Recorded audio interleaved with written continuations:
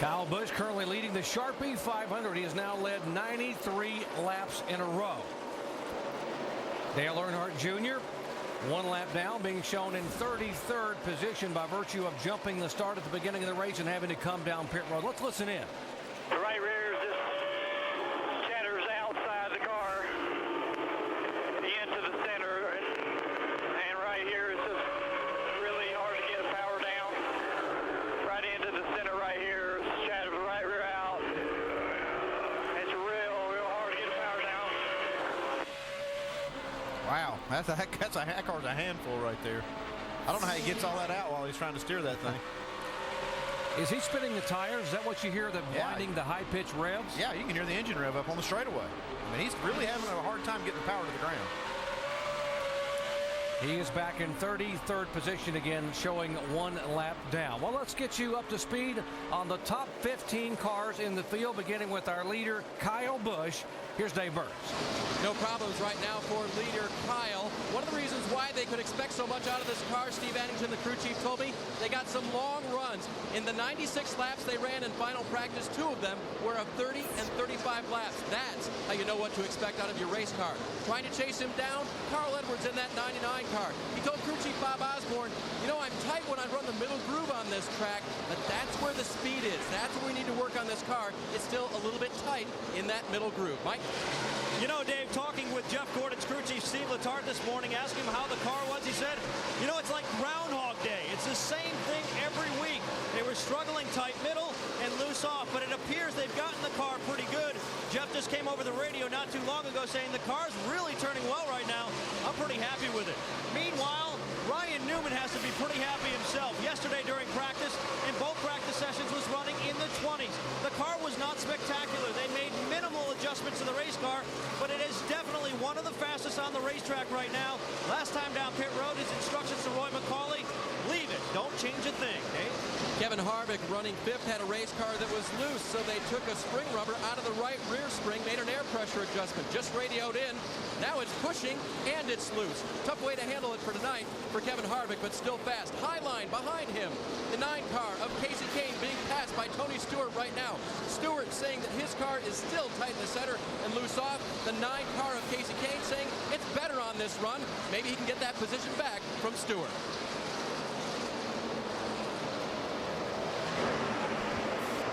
Well, Jeff Burton currently running 8th, has gained 10 positions since the start of this race. The team told me that they were pretty tight in practice this weekend, but every time they would try to free it up, they would just lose overall grip. That is exactly what's happened here tonight.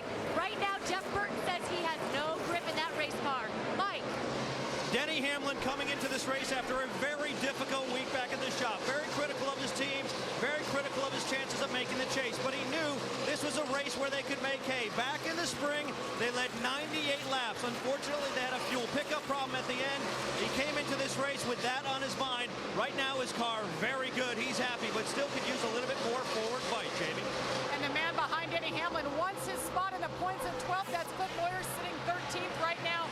They said that the key to the race here, long runs. That's what they got to start with. He started 22nd. He worked his way up to 10th. They are not good on short runs. So right now, this is great for Clint Boyer. They're telling him he's one of the fastest cars on the track and take care of his tires. Shannon? Yeah, Jamie, David Rudiman, what a great ride. Well, what a great ride for this driver. Started this race 2nd. Right now, he is loose. He says the rear tires are spinning off the turns. David Rudiman looking for a solid run here tonight. Jamie? And Regan Smith still holds on to a good effort. He started 4th tonight, currently sits in the top 12. On that last stop, they were a little slow on those rear tires, so he went from 4th all the way back to 12th. He's the fastest Dale Earnhardt Incorporated car on the racetrack. Mike? Eric Almirola certainly holding his own in the 8 car, working the bottom groove now as he heads down the front straightaway. He, like many others, saying the car's a little bit tight and could certainly use a little bit more forward bite. Dave?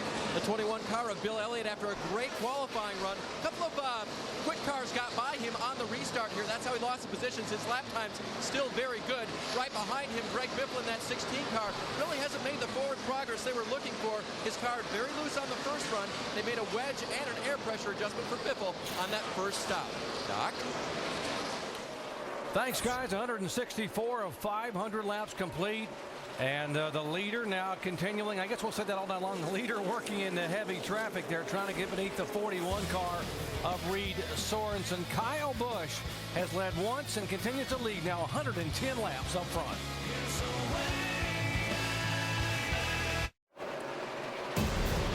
College football coming your way. Gillette presents Kickoff Week on ABC. Next Saturday night, you'll see either Nick Saban's Alabama Crimson Tide take on the Clemson Tigers or Michigan State Spartans against the California Bears. The Chick-fil-A College Kickoff game as part of College Kickoff Week presented by Gillette on ABC Saturday, August 30th at 8 Eastern Time. Got some full contact going on here, but thus far, a lot of patience being shown by some of the drivers here.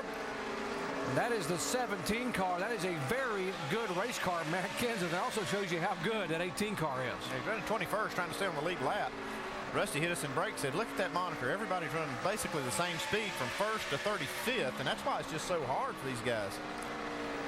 DJ, why is it so many guys are having trouble with traffic with the exception of Kyle Busch? He seems to just breeze by people. Well, he's had his problems a few times, but his car is just better. And what we've seen all year, he's just better than everybody else. He drives these cars better than other people. It's been really impressive how patient he's been when he's got in these situations. He hasn't let that get to him. He waits till the opportunity is there, and then he makes the pass. Very fast race car and a very good race driver. That's a great combination here. You can see Matt Kenseth right in front of him. He's having some struggles there. But these guys, again, they're running the same speed, Andy, so it makes it more difficult. Got to be frustrating for these guys. It makes for great racing for us. Look at these speeds at the line.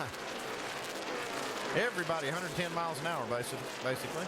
111 for Clint Boyer, fastest car on the racetrack.